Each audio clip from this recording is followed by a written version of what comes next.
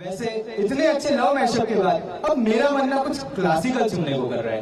अरे क्यों नहीं, वैसे भी हमारी अगली परफॉर्मेंस अब क्लासिकल पे ही है। बट यार देख, क्लासिकल परफॉर्म करना ना हर किसी के बस की बात नहीं है। अरे ऐसा वैसा थोड़ी कोई आ रहा है, हमारे क्लासिकल म्यूजिक का मास्टर जैनेश आ रहा है। ओ सच में क्लासिकल परफॉर्म करने अब जैनिश तरसारी आ रहा है? हाँ हाँ। तो भाई हम वेट किसका कर रहे हैं, बुलाते ना जल्दी उसे स्टेज पे। So everyone, welcome Jainesh Tarsaria for the song Garaj Garaj with a huge round of applause.